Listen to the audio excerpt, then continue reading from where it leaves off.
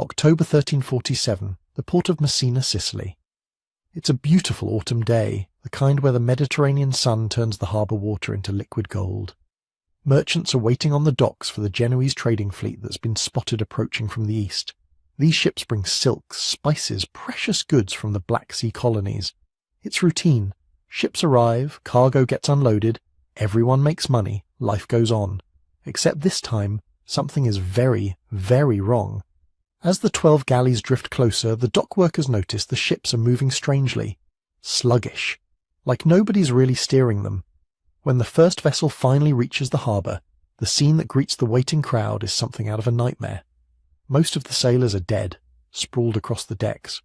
The few who are still alive are barely conscious, moaning in agony, their bodies covered in hideous black swellings that leak blood and pus. Their skin is mottled with dark patches.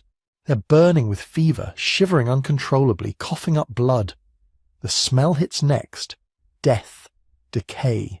Something fundamentally wrong. The harbour master orders the ships out immediately. Get them away from the city. But it's already too late. By the time those galleys are pushed back out to sea, the invisible killer they carried has already slipped ashore. Within days, people in Messina start developing the same symptoms. The mysterious black swellings appear in groins, necks, armpits. Fevers spike. People die, sometimes within hours of showing the first signs of illness.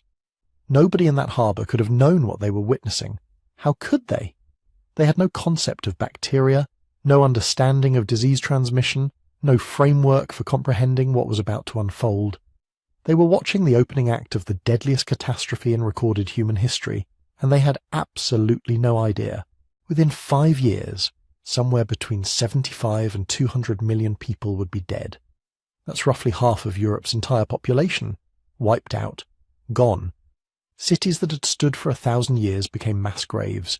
Villages were abandoned, their populations simply erased. In some regions, 9 out of every 10 people died. The Black Death didn't just kill individuals. It shattered civilizations, collapsed economies, rewrote the social order, and fundamentally altered the course of human history. And it all started with those 12 ships limping into Messina harbour on an autumn day in 1347. If you're listening to this to fall asleep, that's exactly why I make these. So maybe subscribe and let me know where you are and what time it is. I love checking the comments and seeing Tokyo at sunrise, Toronto at midnight, or listening to the same story at different moments around the world. By the way, if you're fascinated by the deep mysteries of human history, I've written a book about prehistoric secrets that goes even further back than medieval plagues. You can find it at sleepytimehistory.com. But for now, let's stay with our story. The question that haunts historians is deceptively simple. How? How did a single fleet of ships unleash something that killed half a continent? Where did this plague come from? Why was it so deadly? And why, despite everything humanity has learned since, does the Black Death still terrify us 700 years later? To understand what happened, we need to go back. Back before those ships arrived. Back to a world that was completely unprepared for what was coming. A world that was about to change forever. Picture Europe in the early 14th century. Not the plague-ravaged wasteland it would soon become, but Europe at what many historians consider its medieval peak. 75 million people. Maybe more. Nobody was counting exactly, but the archaeological and economic evidence paints a clear picture. This was a continent absolutely packed with humanity. Cities that had been modest towns a century earlier had exploded into sprawling urban centres. Paris housed over 200,000 people crammed inside medieval walls.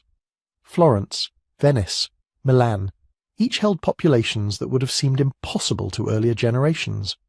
London's streets teemed with perhaps 80,000 souls, all packed into a space you could walk across in an hour. And these weren't just bigger versions of earlier medieval cities. They were fundamentally different places. 3 centuries of relative stability had allowed urban life to develop in ways that would have shocked Charlemagne. Guilds organised craftsmen into powerful economic blocs. Markets buzzed with goods from across the known world. Universities in Paris, Bologna, Oxford were producing generations of educated clerks, lawyers, physicians. Cathedrals rose higher and more elaborate than anything Rome had ever built. This was Europe's golden age, or so it seemed. But underneath all that prosperity, underneath the Gothic spires and the bustling trade fairs and the philosophical debates, The continent was running on fumes. The population boom had pushed medieval agriculture to its absolute limits. Every scrap of arable land was under cultivation. Forests that had covered vast regions for millennia had been cleared for farmland. Marginal soils that earlier generations would have ignored, rocky hillsides, wetlands, thin mountain valleys, were being desperately farmed to feed all those mouths. The math was brutal and simple. More people meant more mouths to feed. More mouths meant more land under cultivation. But medieval farming technology had hit its ceiling. They'd already adopted the 3-field rotation system, the heavy plough, the horse collar. All the innovations that could squeeze more yield from medieval fields were already in use. There was nowhere left to expand, no new techniques to deploy. And then the weather turned. 1315. Spring rains arrive in northern Europe and they just don't stop. Week after week, month after month, water pours from the sky. Fields turn to mud. Seeds rot in the ground. What little grain manages to grow gets beaten down by the endless storms. The harvest fails. Completely. This is the beginning of what historians call the Great Famine, and it was unlike anything Europe had experienced in living memory. One bad harvest, that was manageable. Medieval people were used to occasional crop failures, but this wasn't one bad year. The rains continued through 1316, through 1317. Harvests failed again and again. The stored grain from better years ran out. Then there was nothing left. People starved. Not occasionally, not in isolated pockets, but everywhere, all at once. Chronicles from the period describe scenes that still shock. Parents abandoning children they couldn't feed. Reports of cannibalism in the worst-hit regions. Bodies lying in streets because there was nobody strong enough to bury them. The death toll climbed into the millions. But here's what made the Great Famine so catastrophic for what was coming. The people who survived, and most did eventually survive when the rains finally stopped and harvest recovered, they weren't the same. Years of malnutrition had done something terrible to an entire generation's immune systems. Children who grew up during the famine years developed into adults with compromised health, weakened resistance to disease, bodies that had been stressed to the breaking point during their crucial developmental years. By the 1340s, when the weather had stabilized and harvests were good again, Europe's population was recovering. But it was a weakened population, a generation that had been scarred by hunger, that carried the biological legacy of years of starvation in their very cells. They were prey waiting for a predator they couldn't even imagine. And while Europe was starving, something else was happening on the other side of the world. Something that would eventually matter far more than anyone could have guessed. The Mongol Empire was creating the most extensive trade network in human history. Think about what Genghis Khan and his successors had done. They'd conquered everything from China to Eastern Europe, creating a political entity that spanned the entire breadth of Asia. One government, one system of laws, safe passage for merchants across thousands of miles that had previously been divided into dozens of hostile kingdoms. Historians call it the Pax Mongolica, the Mongol peace, and it genuinely was peaceful, at least for traders. Mongol law protected merchants viciously. Rob a caravan, and you'd be hunted down and executed. Attack a trading post and entire armies would descend on your region. The Khans wanted trade, needed trade, made trade safer and easier than it had ever been. The result was predictable. The Silk Road exploded. Goods that had once taken years to move from China to Europe, passing through dozens of middlemen, each taking their cut, now flowed smoothly along Mongol-protected routes. Chinese silk arrived in Italian markets. European silver flowed east. Persian craftsmen sold their wares in Beijing. Venetian and Genoese merchants established permanent trading colonies on the Black Sea, in direct contact with the vast Mongol commercial network. This should sound familiar. Remember the genetic bottleneck. Remember how those scattered human populations created networks of trade and kinship that kept them connected across vast distances. We've been doing this for hundreds of thousands of years.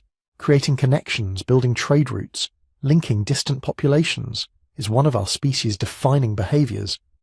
But trade routes don't just move goods, they move everything. Ideas, technologies, religions, and diseases. Medieval merchants had no concept of epidemiology.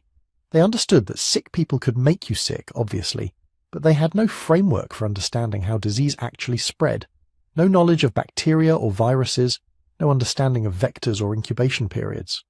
They knew that mysterious plagues sometimes appeared and killed people, but they attributed them to bad air, divine punishment, astrological alignments. The actual mechanisms of disease transmission were completely invisible to them.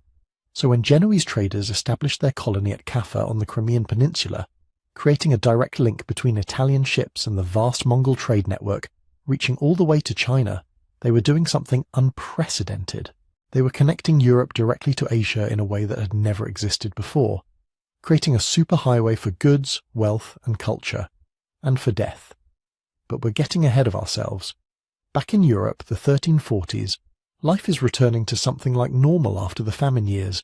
Cities are crowded again, markets are busy, the great cathedrals are still rising.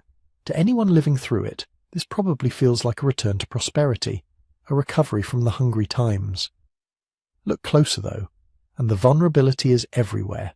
Those crowded cities, they're packed beyond anything we'd recognise as sanitary. Open sewers run through the streets, butchers throw offal directly into public spaces, human waste gets dumped from second-story windows, the smell alone would drive a modern person insane, and in the grain stores, in the houses, in the holds of ships, rats are everywhere. Rats were just part of medieval life, as common and unremarkable as pigeons are in modern cities. Nobody paid them much attention. Why would they? They were just rats. Pests, sure, annoying, but hardly worth worrying about. Those rats were hosting fleas. Millions and millions of fleas, living in rat fur, feeding on rat blood, breeding in the filth and grain and warm darkness of medieval cities. The fleas were carrying bacteria, Yersinia pestis, the plague bacillus. It lived in the fleas, got passed between rats, cycled through rodent populations in a pattern that had probably existed for thousands of years. In Central Asia, this was just background noise. The plague bacteria lived in wild rodent populations, occasionally spilling over into human communities, causing localized outbreaks that flared and died out. An equilibrium, brutal but stable. Until the Mongols connected everything. Until trade routes started moving goods and rats and fleas across the entire continent. Until a Genoese trading colony on the Black Sea became the collision point between East and West. Europe had no quarantine laws. The word itself didn't exist yet. They had no public health infrastructure, no understanding of contagion, no systems in place to detect or respond to emerging diseases.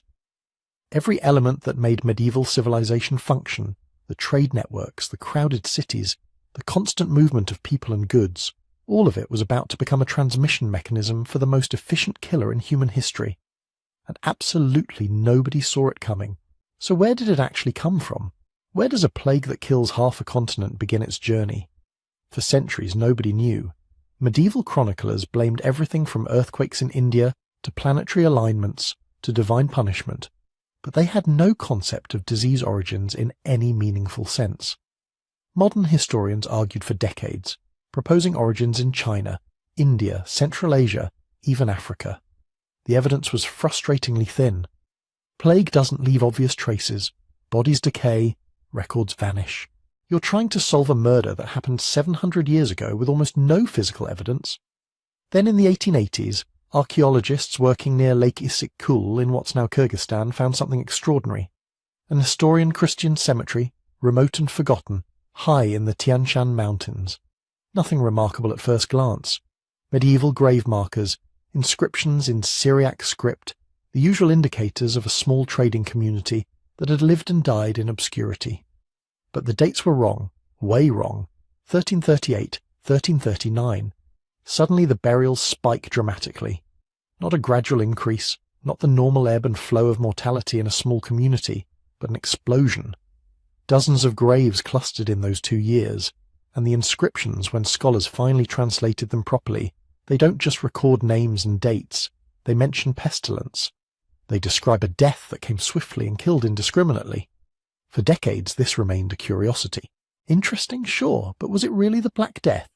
Or just some local outbreak, unrelated to the great pandemic that would devastate Europe a decade later? The skeptics had good arguments. Central Asia had plenty of diseases.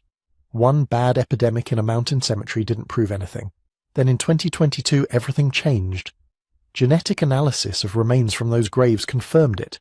Yersinia pestis, the plague bacterium. Not just any strain, but an ancestral strain, one that genetic sequencing places at the root of the family tree that would eventually spawn all the plague variants that ravaged Europe and Asia. This wasn't just a plague outbreak, this was ground zero. The moment when a disease that had been circulating quietly in wild rodent populations for thousands of years made the jump that would change history. But what is Yersinia pestis really? What makes this particular bacterium so catastrophically lethal? It's almost ridiculously small.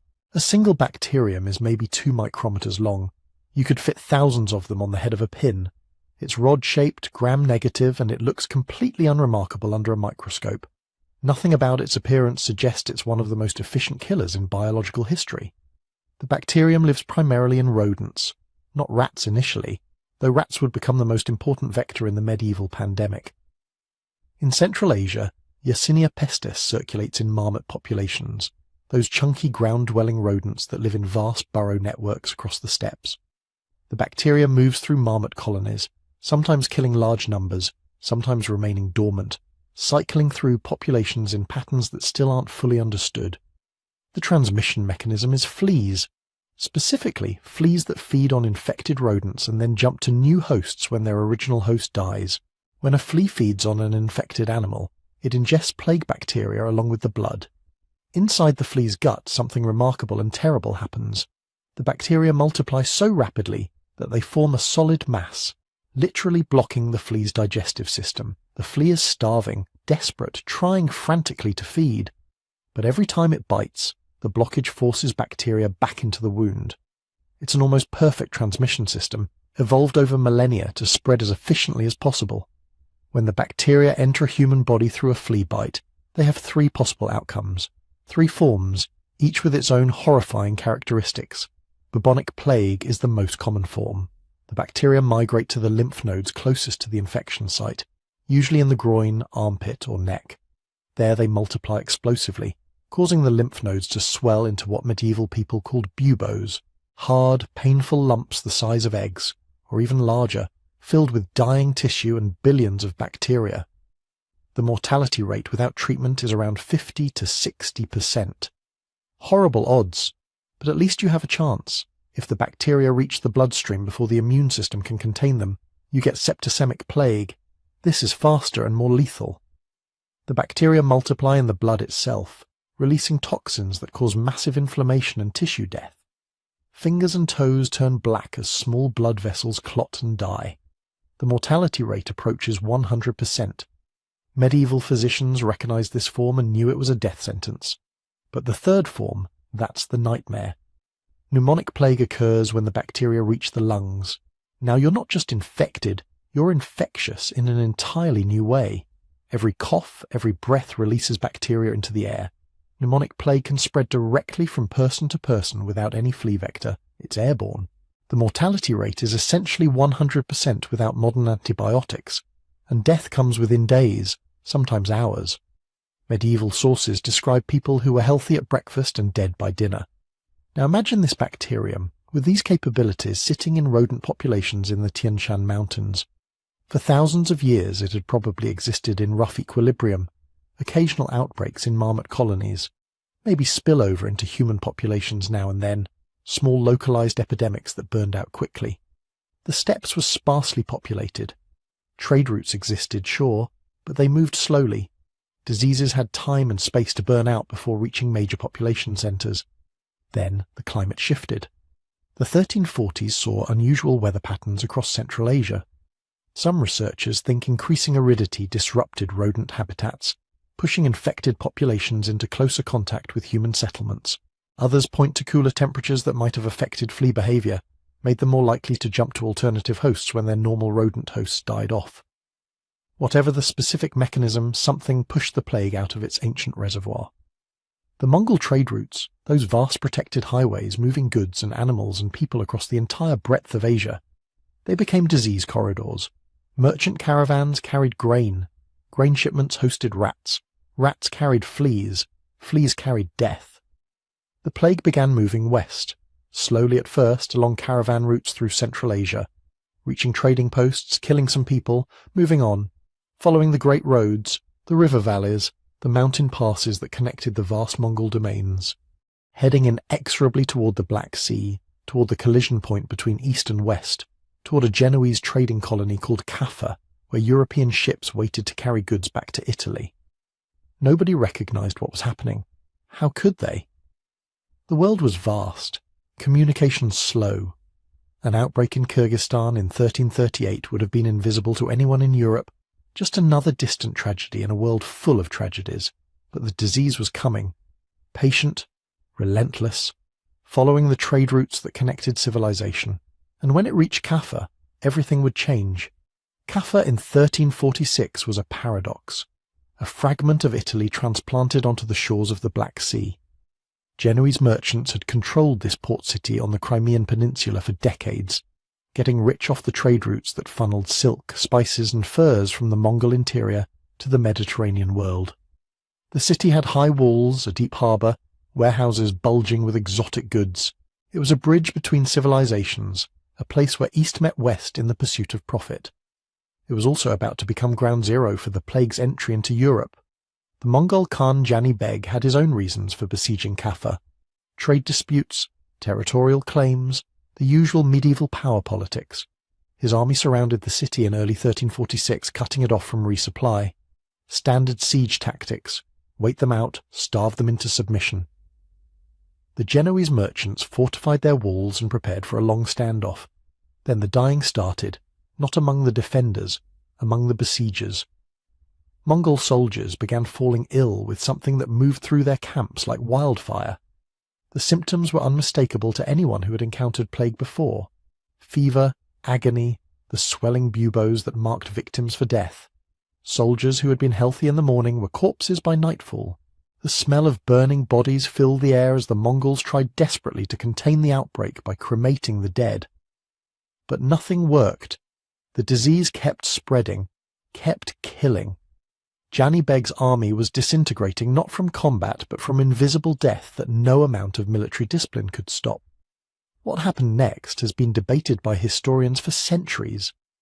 The account comes from Gabriele de Mussi, an Italian notary who wasn't actually present at the siege but recorded stories from survivors. According to de Mussi, Jani Beg made a decision that would echo through history. If his army was dying of plague, why shouldn't the city die too? He ordered his engineers to load corpses of plague victims into catapults and hurl them over the walls into Caffa. The image is horrifying. Diseased bodies arcing through the air, smashing into the streets and courtyards of the besieged city. The psychological impact alone would have been devastating. Imagine watching decomposing corpses rain down from the sky, knowing they carried the same disease that was annihilating the army outside your walls. Modern historians argue endlessly about whether this actually happened, and if it did, whether it actually transmitted the disease. The mechanics are questionable. Plague primarily spreads through fleas, not through contact with dead bodies. A corpse hurled by catapult would likely lose most of its fleas in transit. The bacteria don't survive long in dead tissue. Some researchers think this story is medieval propaganda, a dramatic explanation invented after the fact to make sense of an outbreak that probably entered the city through the much more mundane route of infected rats boarding ships or scurrying through siege lines. But here's the thing: whether the catapulted corpses transmitted plague or not, something brought the disease into Caffa. The timing lines up perfectly. Mongol army devastated by plague outside the walls, plague outbreak inside the walls following shortly after. The precise mechanism might be debatable, but the result is clear. By the time Jani Beg finally abandoned the siege in late 1346, Caffa was infected, and the Genoese merchants were running. Think about their perspective. You're a trader who came to the Black Sea to get rich. You've survived a siege, watched disease ravage both the attackers and your own city. Now you have a choice. Stay in this plague-ridden port and likely die, or flee on ships back to Italy and hope you outrun the disease. It's not really a choice at all. Ships began departing Caffa in late 1346 and throughout 1347. Galleys loaded with silks and spices and terrified merchants heading for Constantinople, for Messina, for Genoa. Fast ships, the kind that could cross the Black Sea and navigate the Mediterranean in weeks rather than months. The pride of Genoese maritime technology. They were also plague ships, packed holds full of trade goods and grain, rats hiding in the cargo spaces, fleas riding on the rats, bacteria riding in the fleas, and possibly infected sailors already showing symptoms, though the sources are unclear on this point. The incubation period for plague is about a week.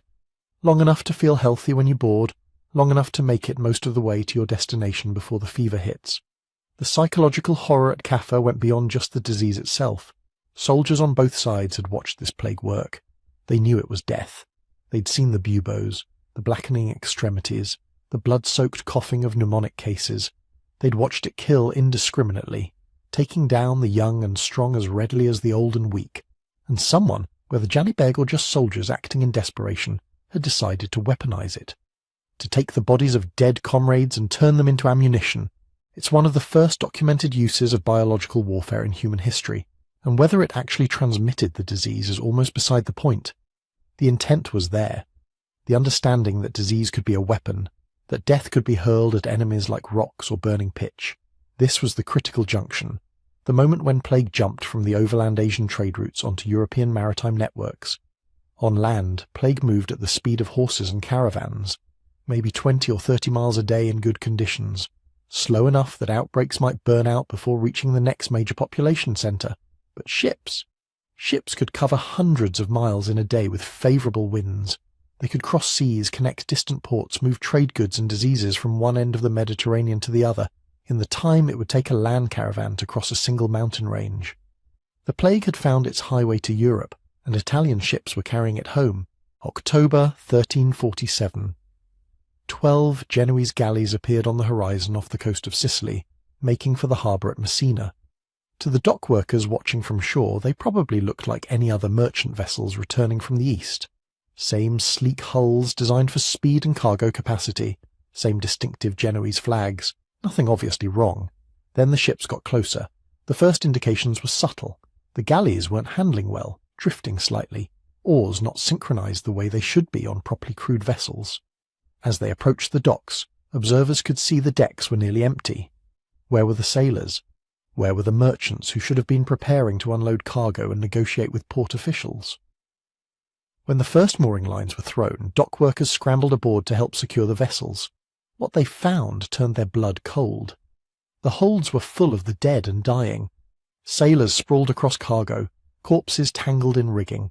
The few men still alive were in states of delirium, fever-racked, some screaming, others too weak to speak. And the smell. The overwhelming stench of rot and sickness that hit like a physical blow. But worse than the dead were the living crew members still capable of showing their symptoms. Egg-sized swellings bulged from their groins and armpits. The skin stretched tight and darkened to purple or black. Some of these buboes had ruptured, oozing pus and blood. The afflicted men's extremities were turning black, fingers and toes necrotizing as if they'd been frostbitten. Their breath came in rattling gasps. Some coughed up blood in thick, dark streams. Others were too far gone for even that, just lying in their own filth waiting for death. The witnesses who recorded this scene couldn't have known about bacteria or fleas. They couldn't have understood the biological mechanism at work. What they saw was something that looked like God's punishment made flesh, a disease that marked you visibly for death, that rotted you from the inside out while you were still alive, that killed so quickly that men who had been walking around just days earlier were now blackened corpses. The harbour authorities in Messina responded exactly as you'd expect. They ordered the death ships out. Get these vessels out of our harbour. Return to sea. Go somewhere else. We want no part of whatever hell you've brought with you. It was a reasonable reaction. The completely sensible response of officials trying to protect their city from an obvious threat. It was also completely pointless. By the time those ships were being pushed away from the docks, it was already over. Rats don't wait for permission to come ashore. The black rats that lived in the holds of those galleys, the ones carrying infected fleas in their fur, had already scurried down mooring ropes in those first few minutes of contact. They'd slipped through gaps in the dock timbers, disappeared into warehouses, found the granaries and food stores that made port cities such ideal habitats. The fleas went with them, tiny parasites carrying Yersinia pestis in their guts, ready to jump to new hosts. Humans preferably, but any warm-blooded mammal would do, and a bustling port city like Messina offered an unlimited supply of both. Within days, people in the port district started falling ill. The same symptoms the sailors had shown: fever, terrible pain, the characteristic buboes swelling in lymph nodes. The disease spread through households with shocking speed, A merchant who handled cargo from the ships would sicken, then his family, then his servants, then the neighbours who came to help tend the sick. The speed was what made it so terrifying. Medieval Europeans were familiar with disease: typhus, smallpox, leprosy, dysentery. These were facts of life. But those diseases had patterns, rhythms. Leprosy took years to kill. Typhus spread during wars and famines but burned out relatively quickly in stable conditions. Even serious outbreaks usually gave people time to react, to flee, to quarantine the sick. Plague gave you days, maybe a week if you were unlucky enough to linger. The time from first symptoms to death was so compressed that entire households could be wiped out before the broader community even realized they were infected. You might visit a friend on Monday and find them complaining of fever. By Wednesday they'd be covered in buboes. By Friday they'd be dead. Messina descended into chaos faster than the authorities could respond. The sick couldn't be isolated because by the time symptoms appeared, they'd already infected family members. The dead couldn't be buried properly because there were too many corpses and too few healthy gravediggers. People began abandoning sick relatives, too terrified to provide care. The social bonds that held communities together dissolved under the pressure of overwhelming mortality. And the ships kept moving. Those galleys that had been expelled from Messina didn't just vanish. They went to other ports: Genoa, Venice, Marseille, Barcelona. Some were turned away from multiple harbours, floating plague ships rejected by every port they approached. But they had to dock eventually. Crews needed water, needed food, needed to offload cargo if they were going to make any profit from their doomed voyage. Every port they touched became a new infection centre. Every harbour that let them tie up for even a few hours gave the rats time to come ashore. The Mediterranean Sea, that great facilitator of commerce and culture that had connected civilizations for millennia, became a transmission network for death. The plague spread along maritime routes with a speed that would have been impossible over land. Ships infected simultaneously from the same source at Caffa arrived at ports separated by thousands of miles within weeks of each other. One day Messina was infected. A week later, Genoa and Marseille, then Venice, then ports in North Africa and the Eastern Mediterranean. It was like watching a map light up with fires, each new outbreak kindling others, the whole Mediterranean basin becoming a web of infection. And there was no way to stop it, no way to close every port, inspect every ship, identify every infected rat before it came ashore. The trade networks that had made Europe wealthy were now killing it. The infection reached Florence in spring 1348, carried along the trade routes that connected the port cities to the wealthy inland city-states. Florence was one of the jewels of medieval Europe, a banking centre, a hub of the wool trade, home to perhaps 120,000 people, packed into a city of merchant palaces, churches, workshops, and crowded tenements. It was also, demographically speaking, a death trap waiting to happen. High population density, poor sanitation, rats everywhere, living in the walls, the granaries, the waste heaps that accumulated in streets and courtyards. When plague arrived, it found ideal conditions. Within weeks, the city was overwhelmed. Within months, somewhere between 50 and 60% of the population was dead. Let that sink in for a moment. Not 5%, not 10%. Half the city gone in less than a year. We know what this looked like because someone wrote it down while it was happening. Giovanni Boccaccio, a writer who survived the plague in Florence, documented the horror in the introduction to his Decameron. His account isn't detached history. It's testimony from someone who watched his world collapse in real time. Boccaccio describes bodies stacked in the streets because there was nowhere else to put them, families abandoning their sick relatives, fleeing their own homes rather than risk infection, priests refusing to administer last rites to the dying, too terrified to approach plague victims even in their final moments. The social contract that held civilization together, the basic human obligations of caring for the sick and honouring the dead, these simply evaporated under the pressure of mass death. The city tried to respond. Authorities organised mass graves, huge pits where bodies were layered in rows with thin covering of earth between them. But even this industrial approach to burial couldn't keep up. Corpses accumulated faster than graves could be dug. Some were just left where they fell, rotting in homes, in streets and churches where people had crawled hoping for divine intervention. The psychological impact was as devastating as the physical death toll. Medieval people had elaborate funeral traditions. The dead were supposed to be washed. dressed in proper clothes, given a Christian burial with prayers and ceremony. These rituals weren't just religious obligation, they were how communities processed grief and maintained social cohesion. When those rituals became impossible, when the dead were being thrown into pits like garbage, it shattered something fundamental about how people understood their world, and the social order collapsed in ways that would have seemed impossible before the plague. Florence had been a highly structured society. Guilds controlled trades, laws regulated behaviour, church doctrine provided moral framework, but when half the population is dying, those structures lose their power. Law enforcement broke down because the enforcers were dead or hiding from infection. Property became meaningless when there was no one to inherit it or defend ownership. Normal economic activity ground to halt. Boccaccio describes how different people responded to the collapse. Some turned to wild hedonism, deciding that if death was inevitable they might as well enjoy their final days. They broke into abandoned houses, drank the wine cellars dry, engaged in behaviour that would have gotten them arrested or excommunicated in normal times. Others went the opposite direction, becoming fanatical ascetics who saw the plague as divine punishment and tried to atone through extreme self-denial and religious devotion. Neither approach made any difference to the death rate. Venice, being Venice, tried something different. The Venetian Republic was built on trade and maritime commerce, and its authorities understood better than most how diseases moved.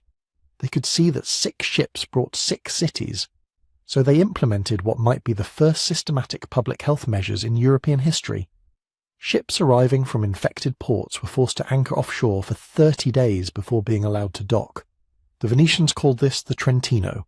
When 30 days proved insufficient, they extended it to 40 days, the Quarantino. This is where we get the word quarantine. It helped, slightly. Venice's death toll was horrific, but marginally lower than cities that took no precautions. Maybe 30 to 40% mortality instead of 50 or 60%. Still catastrophic, but it suggested that human intervention could have some effect, that this wasn't purely divine judgment beyond mortal influence. But Venice couldn't seal itself off completely. The city depended on trade.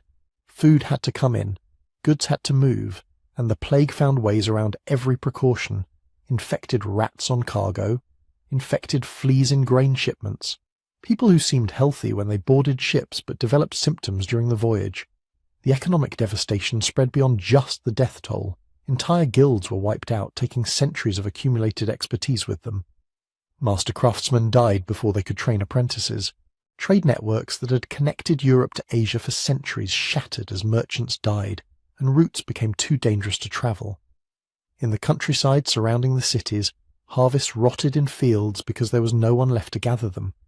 Animals wandered untended because their owners were dead. The plague moved inland, following the roads and rivers, the trade routes that connected Italy's cities into a network of commerce and culture. Every cart that fled a plague-ridden city carried potential infection to the next town. Every merchant trying to escape the dying cities brought death with them.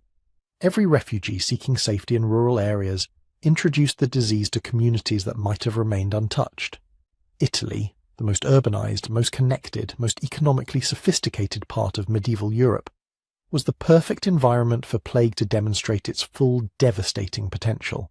The same factors that had made Italian city-states wealthy and powerful, the dense populations, the extensive trade networks, the constant movement of goods and people, now amplified the death toll beyond anything Europe had experienced in recorded history, and the plague was just getting started. The routes that had carried it from the Mediterranean ports deeper into Italy stretched north across the Alps, west along the Mediterranean coast to France and Spain, east to the Balkans and beyond. Every direction led to new populations, new victims, new cities waiting to burn. The plague reached Marseille in late 1347, probably on a ship from Italy, though by this point tracking individual vectors of infection had become almost meaningless.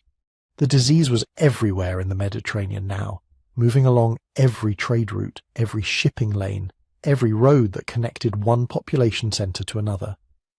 Marseille was France's primary southern port, a city of maybe 25,000 people that served as the gateway for Mediterranean trade flowing into the French interior.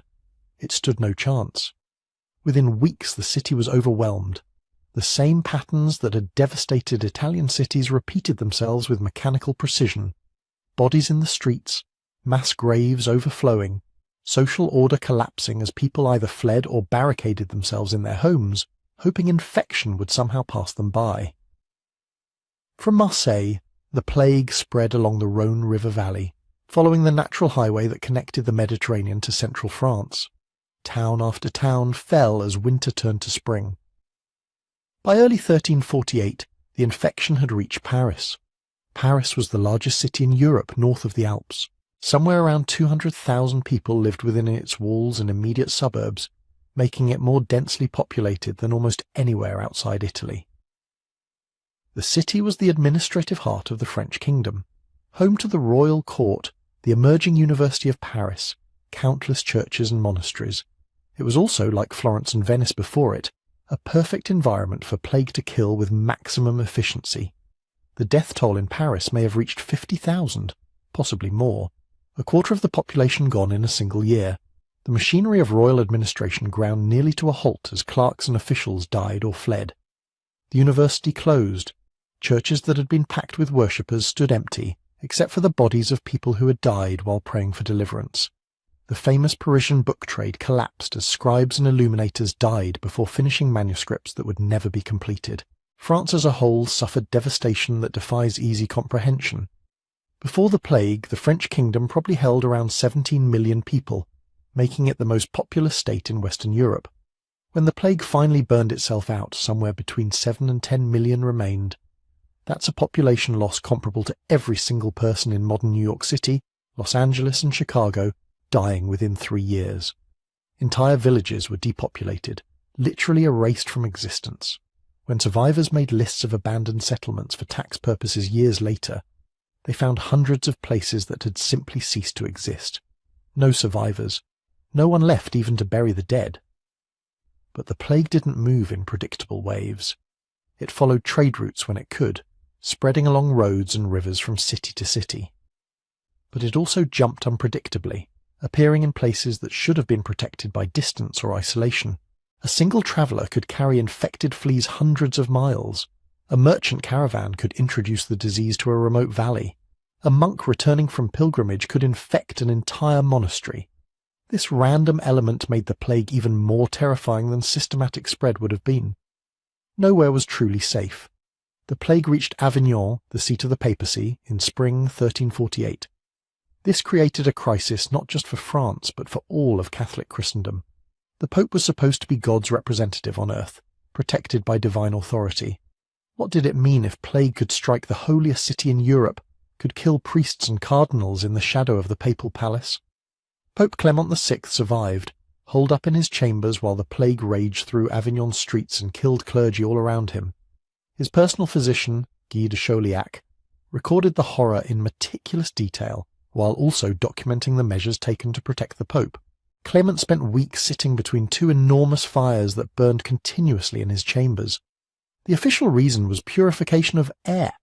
The actual effect, though no one at the time understood why, was probably that the intense heat kept fleas away from the Pope's immediate vicinity. Pure luck, superstitious practice that happened to have practical benefit. Guy de Chauliac's writings are remarkable because he didn't just document what he saw, he tried to analyse it, tried to understand patterns and develop treatments. Nothing worked. Every remedy he attempted failed. Bloodletting, herbal compounds, prayers, quarantine of infected neighbourhoods. The plague killed regardless. But his honest documentation of failure is perhaps more valuable than success would have been. He showed that medieval physicians weren't stupid or superstitious. They were desperately trying to apply reason and observation to a phenomenon they had no framework to understand.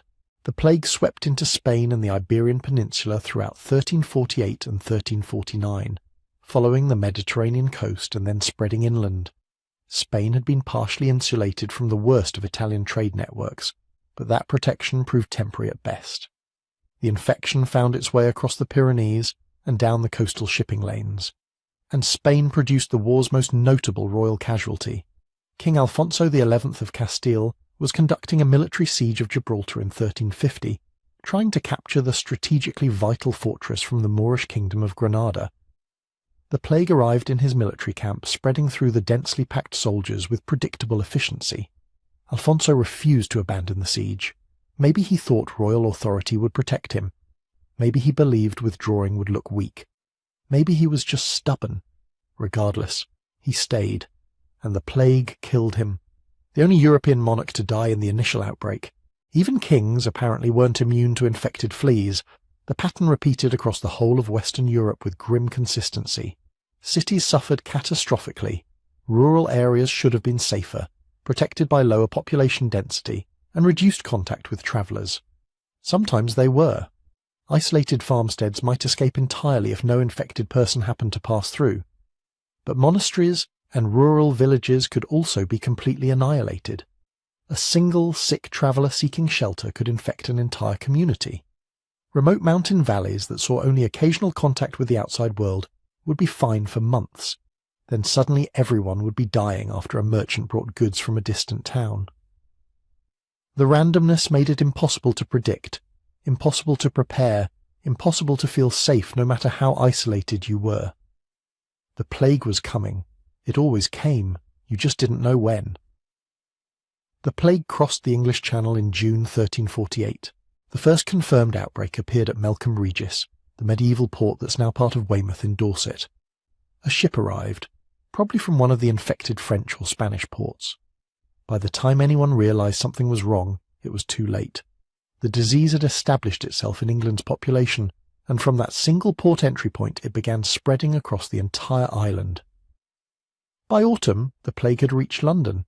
England's capital held maybe 60,000 people, making it far smaller than Paris or Florence, but still the largest urban centre in the kingdom.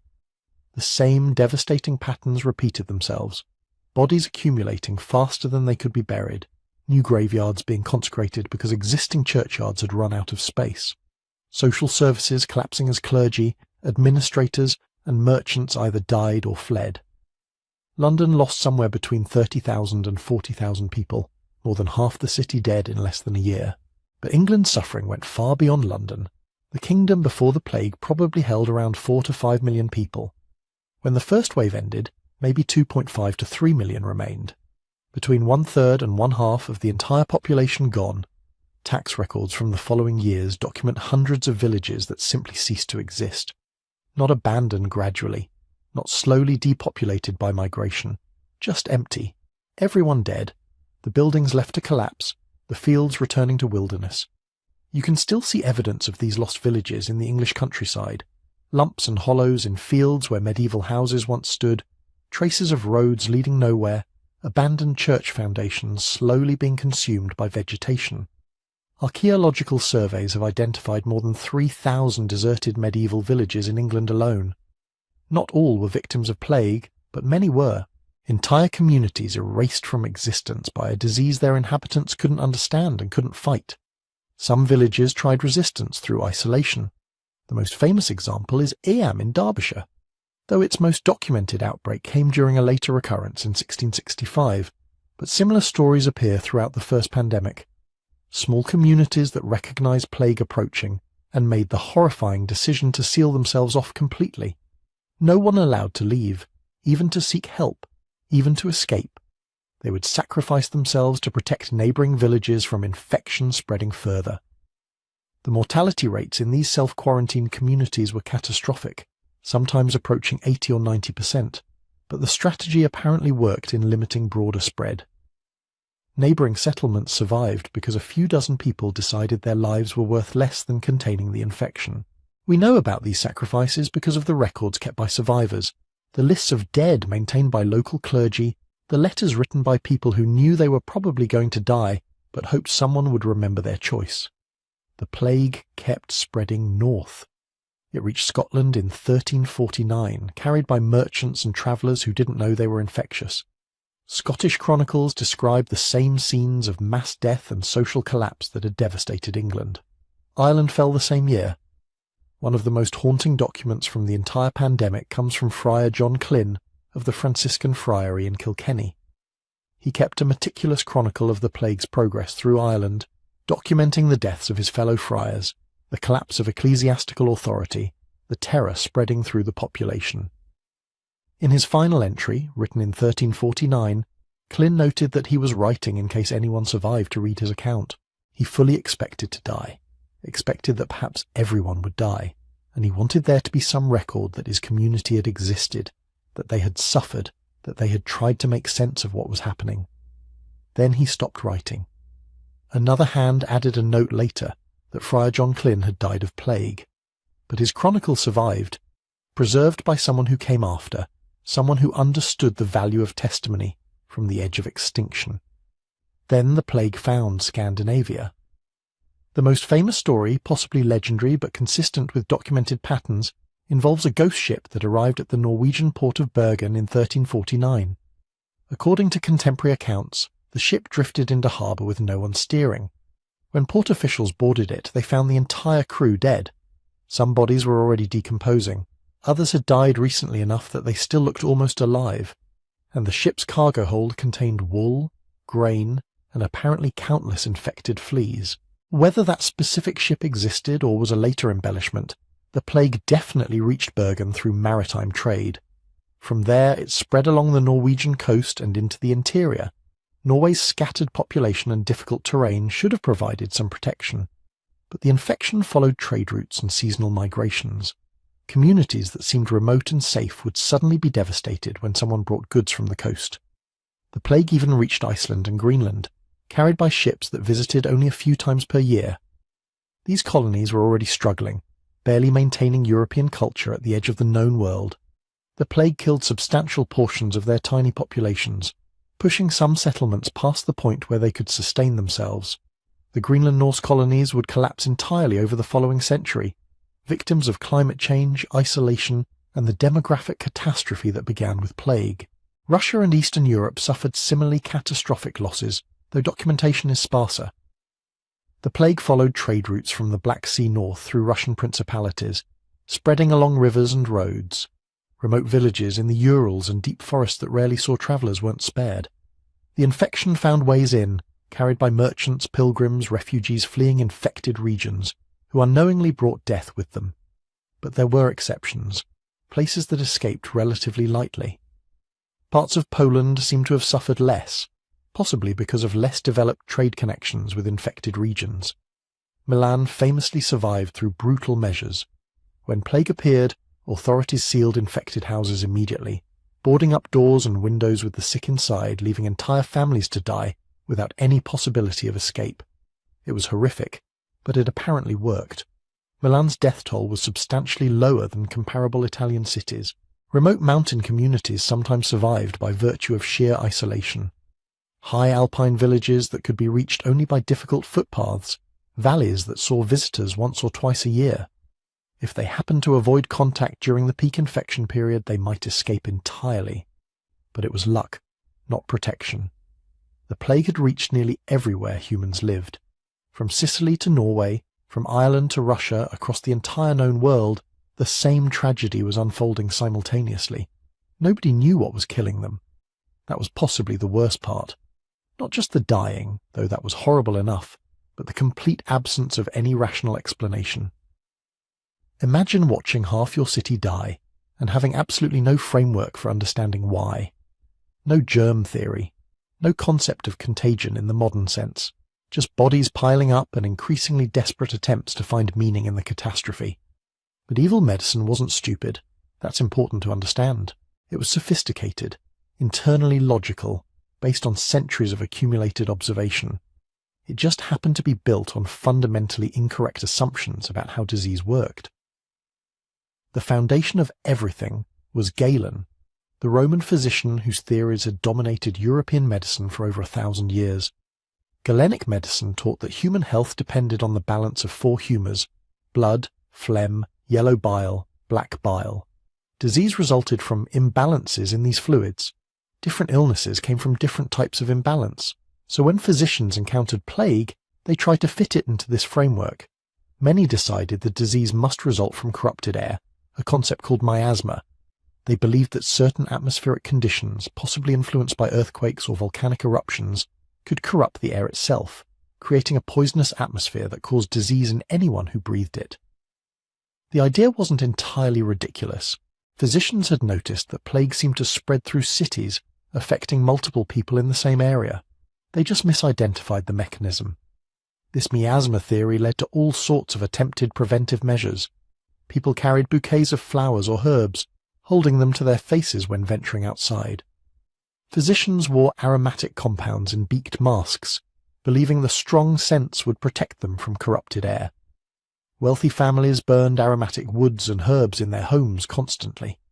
Some authorities ordered the ringing of church bells, thinking the sound waves would somehow cleanse the atmosphere. Others tried filling the streets with fires, hoping smoke would drive out the poison. None of it worked, but you can't blame them for trying. Then there was the official scientific explanation.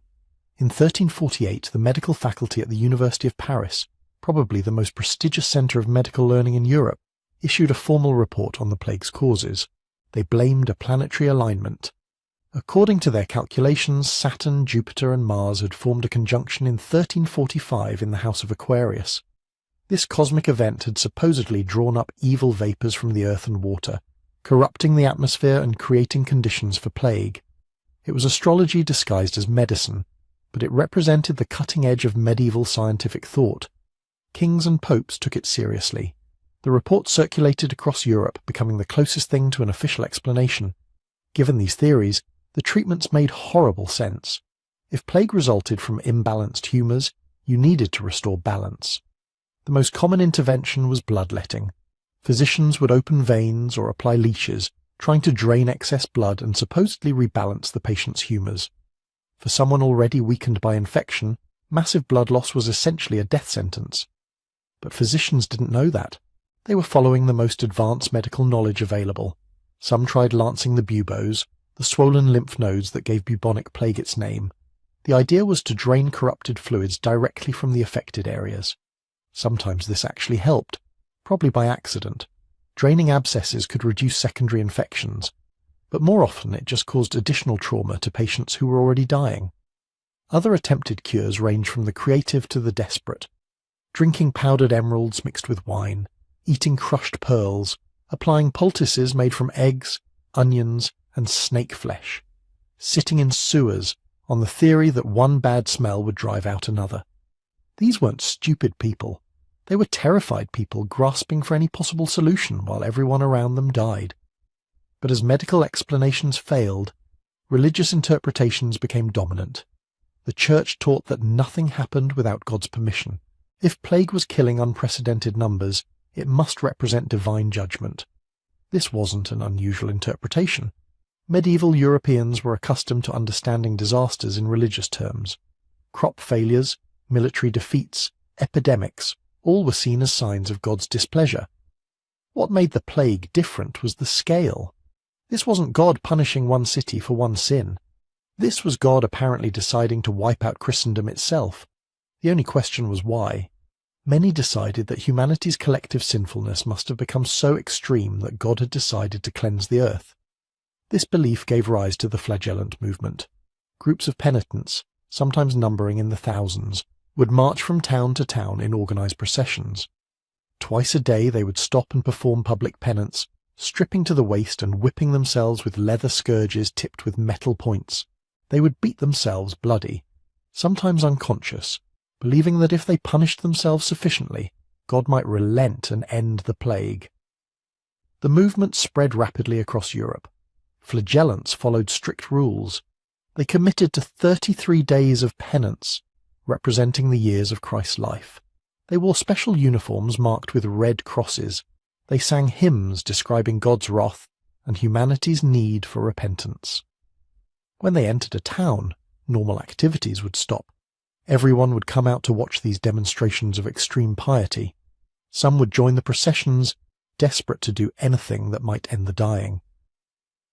The Church initially tolerated the flagellants, even encouraged them, but the movement quickly became problematic. Flagellants started claiming they didn't need priests to intercede with God.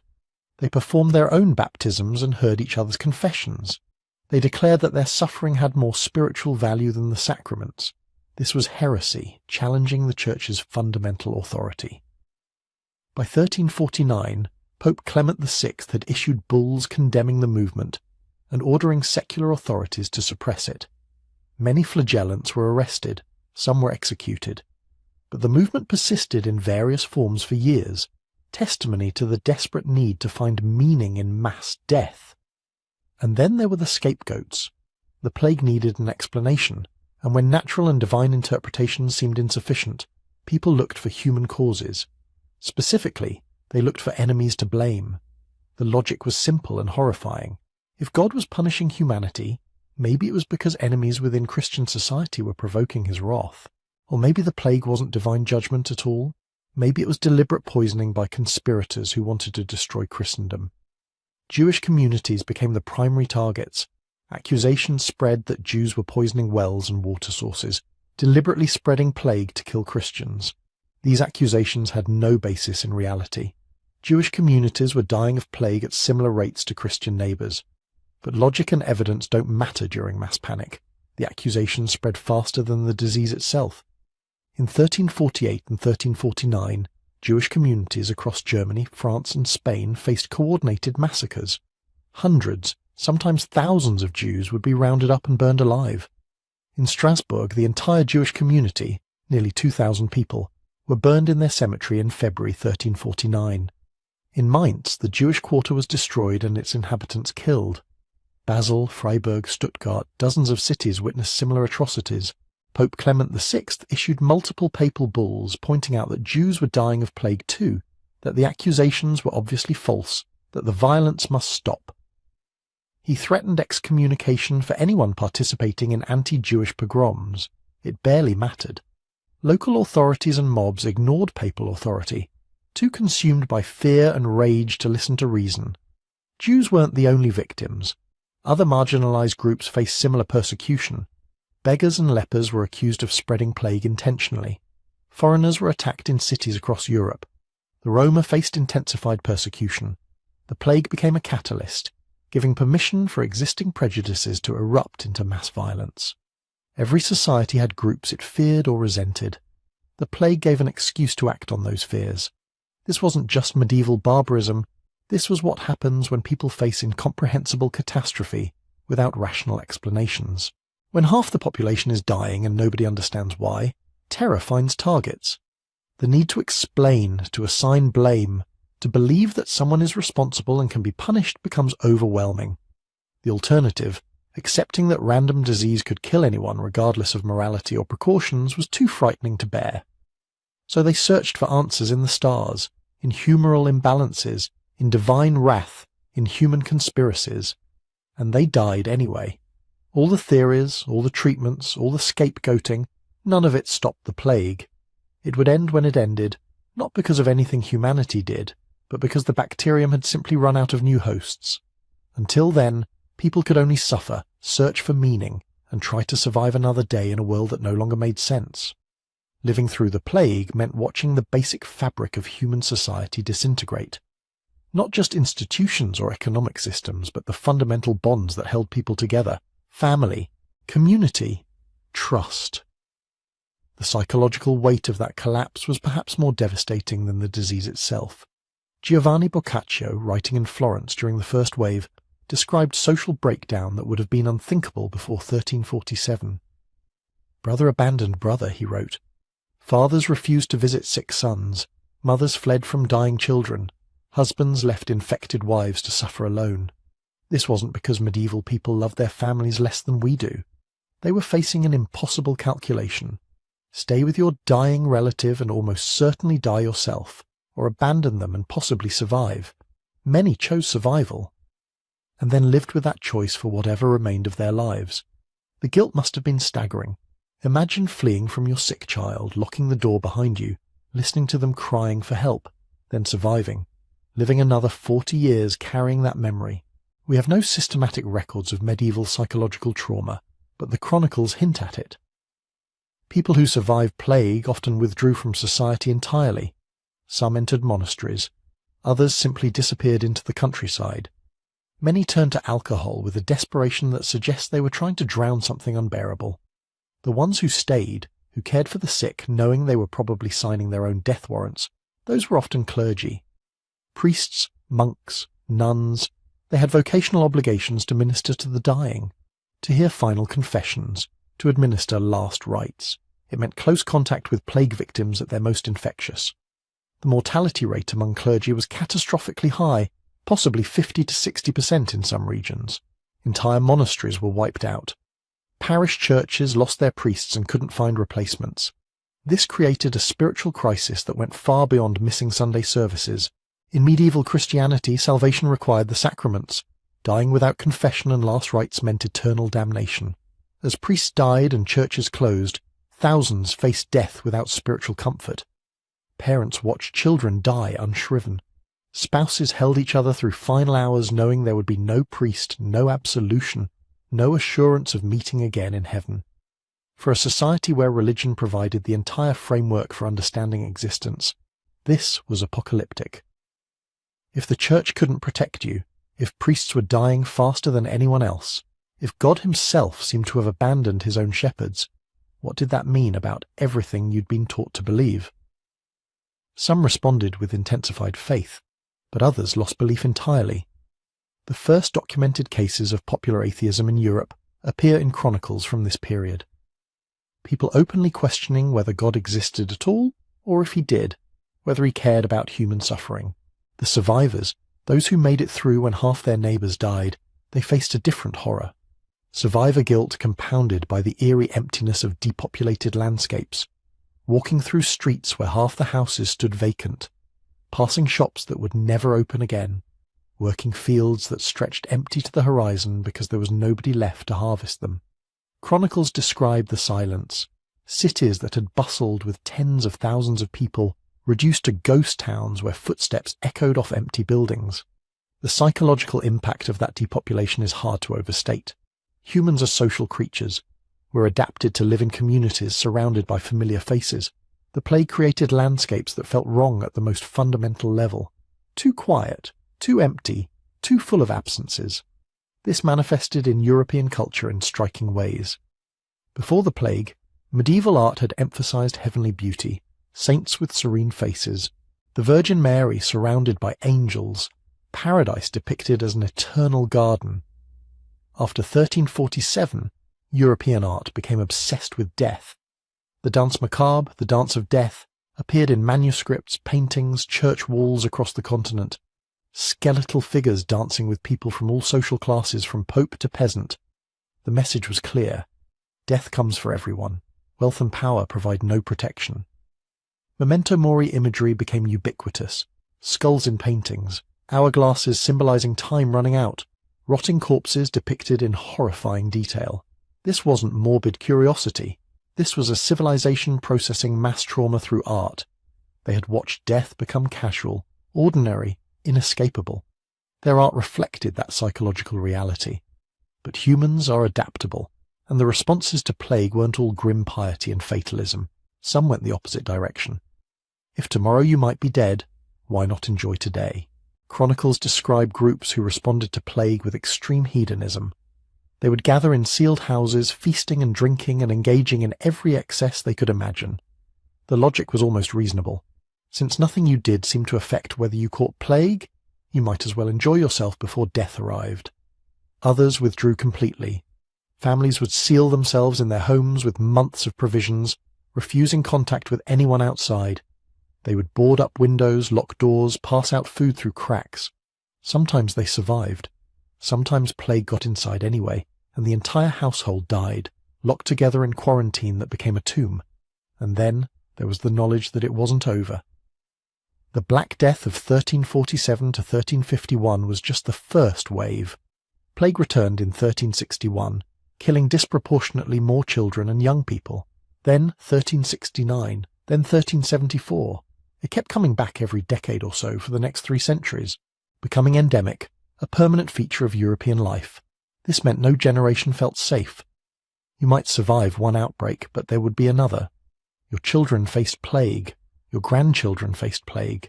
It became woven into the fabric of existence. Everyone knew someone who had died of it. Every family had gaps where people should have been. The psychological impact of living under that perpetual threat shaped European consciousness for centuries.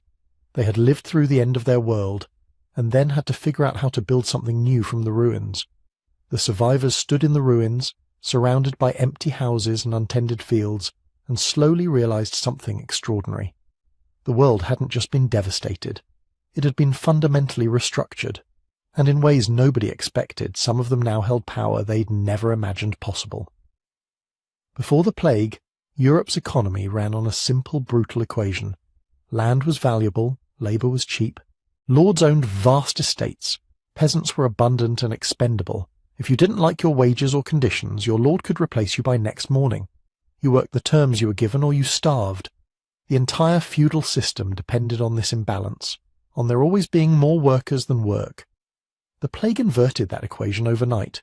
Suddenly land was everywhere and labour was scarce. Fields stretched empty because there weren't enough hands to work them. Manor houses stood vacant because entire families had been wiped out. But the peasants who survived, they were needed now. Desperately needed. And for the first time in generations, they knew it. A farmer who had scraped by on whatever meagre wages his lord offered could now walk to the next village and demand double. Triple. If that lord refused, the next one wouldn't. There were abandoned farms everywhere. Land that would lie fallow and worthless without workers. Lords who had spent centuries holding absolute power over their labourers suddenly found themselves competing for workers like merchants competing for customers. The transformation was dizzying. Peasants who had lived their entire lives bowing to aristocrats were negotiating, making demands, walking away from positions their grandfathers would have considered privileges. Some were leaving agriculture entirely, moving to depopulated cities where craftsmen and merchants desperately needed workers. The rigid social hierarchy that had defined European life for centuries was cracking, and nobody quite knew what that meant. The authorities tried desperately to maintain the old order. England's Parliament passed the Statute of Labourers in 1351, attempting to freeze wages at pre-plague levels. You couldn't demand higher pay. You couldn't leave your position to seek better terms. You couldn't refuse work. The law declared that any labourer charging more than traditional wages could be imprisoned. Any lord paying above traditional rates would be fined. But you can't legislate away labour shortage. The statute was impossible to enforce. Lords who refused to pay market rates watched workers disappear to estates that would. Magistrates who tried punishing wage increases found themselves facing labour strikes, entire villages refusing to work. The law remained on the books. Reality ignored it. This created simmering resentment that exploded 3 decades later. The Peasants' Revolt of 1381 saw tens of thousands of English labourers marching on London, burning manor records, demanding an end to serfdom. They nearly succeeded in overthrowing the entire social order. The revolt was eventually crushed, its leaders executed, but the message was clear. The old world was gone. Trying to resurrect it through force and legislation wouldn't work. Across Europe, the institution of serfdom was dying.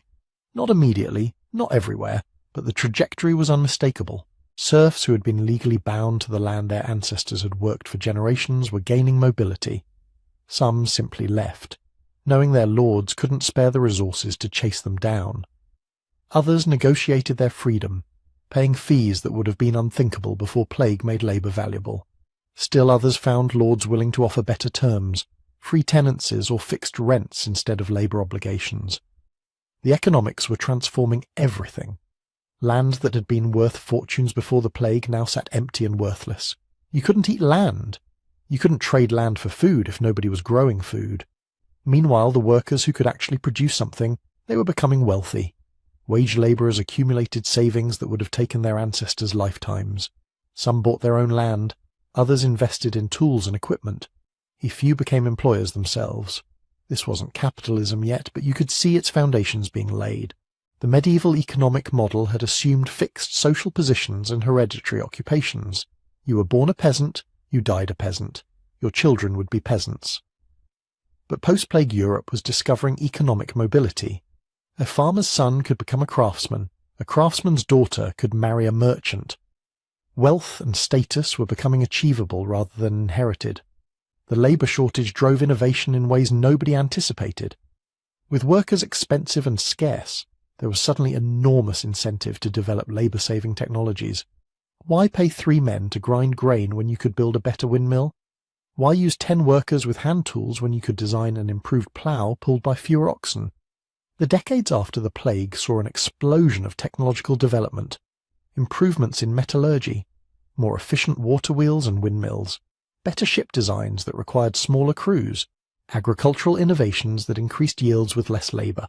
The printing press, developed in the 1450s, was partly a response to the shortage of scribes. Why pay copyists for months when you could print hundreds of identical books? But perhaps the most profound transformation was happening in European minds. The Church had been the ultimate authority before the plague. It explained the cosmos. It mediated between humans and God. It provided the framework for understanding existence. Then the plague arrived, and the Church had no answers. Prayers didn't work. Processions didn't work. The Pope himself fled Avignon while plague raged through the city. Priests died faster than anyone else, suggesting God wasn't protecting his own clergy. This created space for questioning that hadn't existed before. If the Church couldn't explain or prevent the greatest catastrophe in human history, what else might it be wrong about? If prayers and piety provided no protection while fleeing to the countryside did, what did that suggest about divine providence?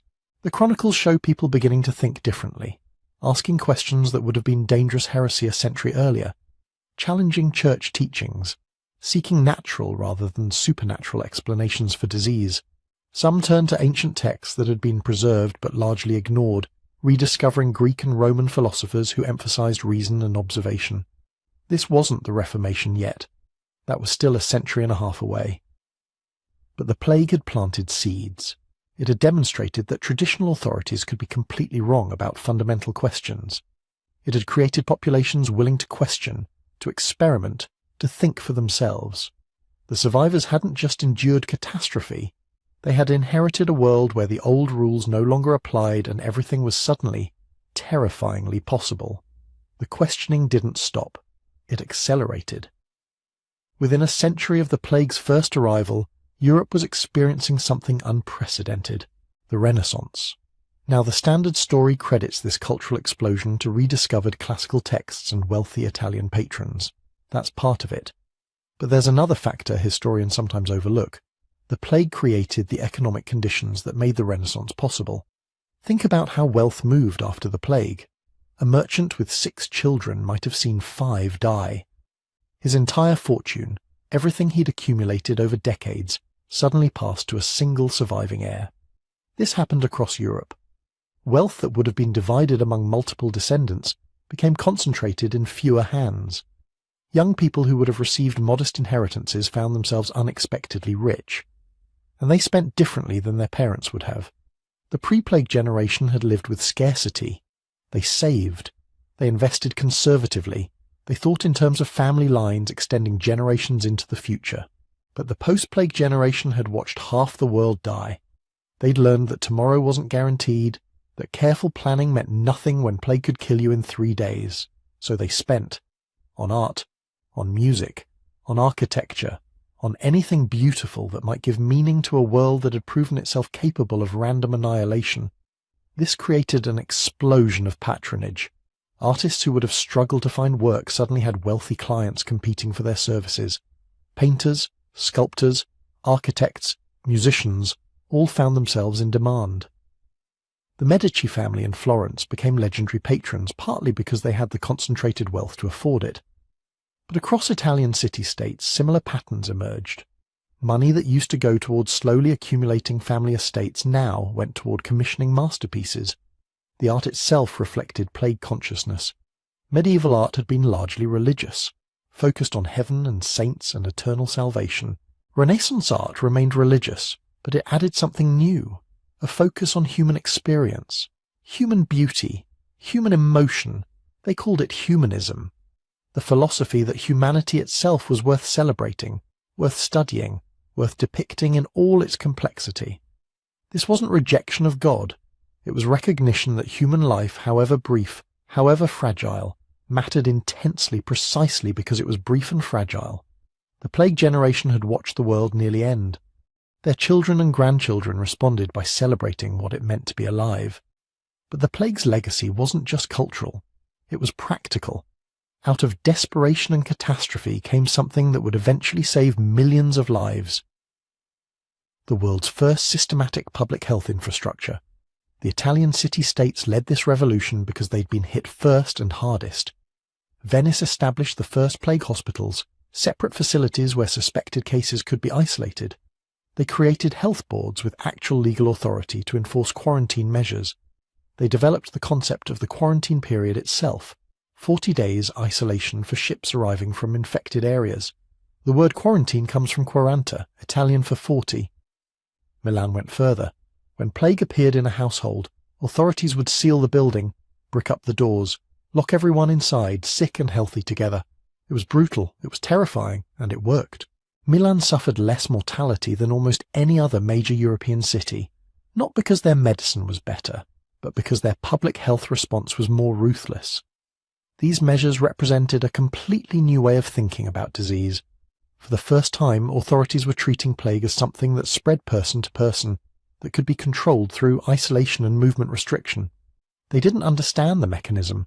They had no concept of bacteria or fleas or rats as vectors, but they'd observed patterns. They'd noticed that plague seemed to spread through contact, and they'd developed practical responses based on those observations. This was epidemiology before epidemiology had a name. The systematic study of how diseases spread through populations. The intellectual foundation for all modern public health would grow from these desperate plague-era experiments. The plague might have left genetic footprints too. Some researchers have found intriguing patterns in European DNA. There's a genetic variant called CCR5delta32, a mutation that affects immune system receptors.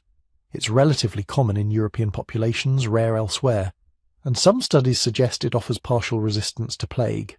More intriguingly, it also offers resistance to HIV. The theory is controversial. Not all researchers agree the variant actually helped against plague. But if the hypothesis is correct, it means the Black Death didn't just kill half of Europe.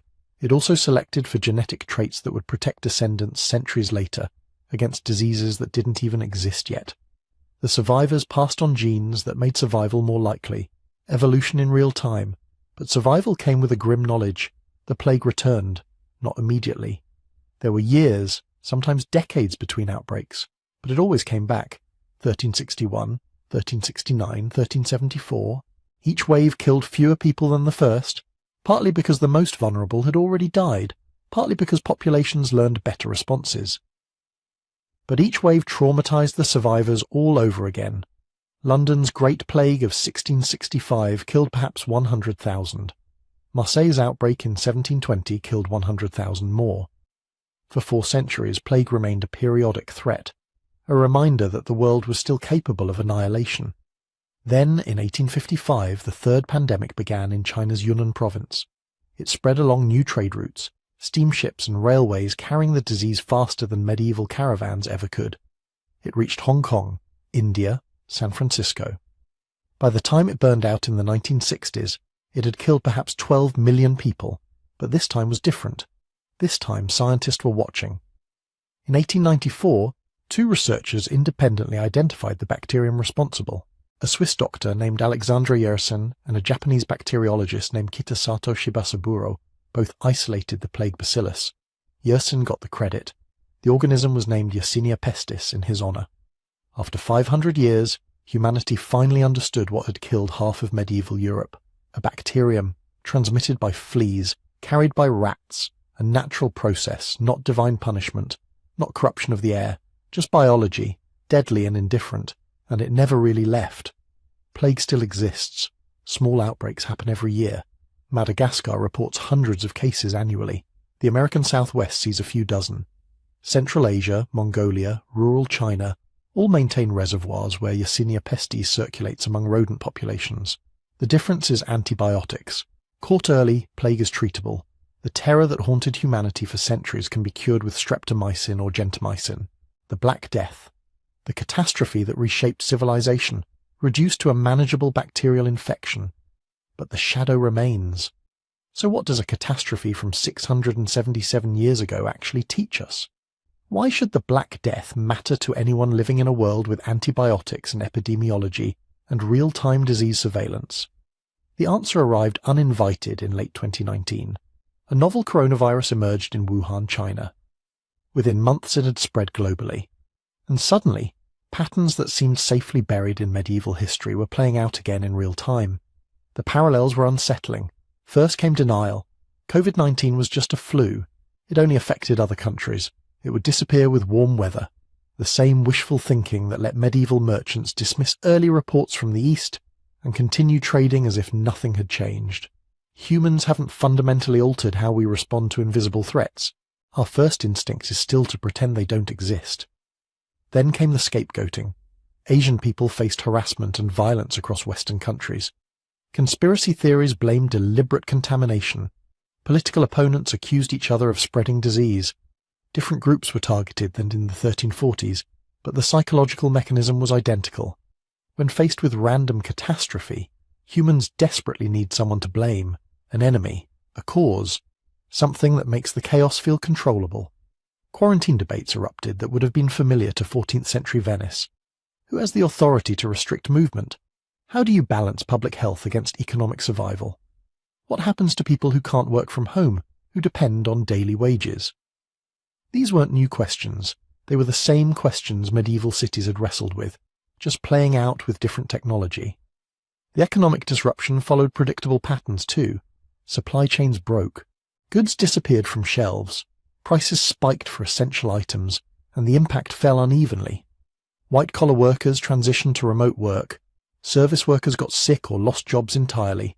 The poor suffered disproportionately, exactly as they had during the Black Death, exactly as they always do when catastrophe strikes. But here's what's really instructive. COVID-19 killed perhaps 7 million people worldwide. That's a catastrophe. That's millions of individual tragedies. But it represents less than 0.1% of global population. The Black Death killed between 30 and 60% of everyone in its path. And yet both pandemics revealed the same fundamental truth. Civilization is far more fragile than we pretend. We build complex societies that depend on countless invisible connections. Supply chains spanning continents, economic systems requiring constant movement of goods and people, social structures assuming stability and predictability. Then something disrupts those connections, something as simple as a pathogen humans haven't encountered before, and everything unravels faster than seems possible. Medieval Europeans had no framework for understanding plague. They lacked germ theory. They didn't know about bacteria or vectors or epidemiology, but we knew about viruses. We had sophisticated medical infrastructure. We had advanced warning, and we still watched our systems strain and sometimes break, hospitals overwhelmed, supply chains paralyzed, political institutions struggling to respond coherently. The Black Death teaches us that knowledge alone doesn't protect us. Understanding the mechanism of disease is valuable. It lets us develop treatments and vaccines. But it doesn't fundamentally change how societies respond to catastrophe. We're still the same humans who panicked in 1347, still capable of the same denial and scapegoating and desperate irrationality. But we're also capable of the same resilience. That's the other lesson, the more hopeful one. Europe lost perhaps half its population to plague. The survivors faced a world that seemed beyond repair. Economic systems had collapsed. Political structures had failed. Religious certainty had shattered. Family lines had ended. Villages stood empty. Cities had become graveyards. And yet within a century Europe was entering one of its most creative and transformative eras. The Renaissance, the Age of Exploration, the Scientific Revolution, all grew from soil fertilized by catastrophe. The plague generation rebuilt. Their children adapted. Their grandchildren innovated. Humanity didn't just survive, it transformed. This isn't to romanticize catastrophe. The Black Death didn't cause the Renaissance in some simplistic way. Those millions of deaths weren't necessary for progress. But the connection exists. The economic changes the plague created, the social mobility it forced, the questioning of authority it sparked, all contributed to the explosion of creativity that followed. Humans are remarkably good at adapting to new realities, even terrible ones. Perhaps especially terrible ones. The same psychological flexibility that lets us normalize catastrophe also lets us rebuild after it. We absorb the unthinkable, we adjust, we find new equilibriums, we continue. The interconnectedness that spread the Black Death, those trade networks linking the Mediterranean to the Silk Road, also spread ideas and innovations. The same ships that carried plague rats carried books and technologies and cultural exchange. The networks that made catastrophe possible also made recovery possible. This tension between connection and vulnerability defines human civilization. We can't retreat into isolation without losing what makes complex societies valuable. But we can't connect globally without creating pathways for pandemic spread. The Black Death teaches us that this tension is permanent. It's not a problem to be solved, it's a condition to be managed, and perhaps the most important lesson is about memory. Most plague victims left no record, no names in chronicles, no graves that survived the centuries, no descendants to remember them. They were peasants and servants and labourers whose lives mattered intensely to the people who loved them but meant nothing to history. Yet their deaths reshaped the world. The economic revolution that followed the plague happened because millions of ordinary people died. The labour shortages that empowered workers, the inheritance concentration that funded art, the questioning of authority that sparked reform, all built on anonymous graves. Those unnamed millions teach us that history isn't made just by the famous, it's made by everyone, by the accumulated weight of ordinary lives and ordinary deaths. The world we inherited was shaped as much by medieval peasants we'll never know as by the kings and popes whose names filled the chronicles. The Black Death reminds us that history isn't a smooth upward arc toward progress. It's punctuated by catastrophes that reset everything, that kill millions and traumatize survivors and force complete reimagining of how societies function. These events aren't aberrations. They're part of the pattern, part of what it means to be human in a world that doesn't care about our plans or our certainties, or our desperate need for stability, and somehow we survive anyway.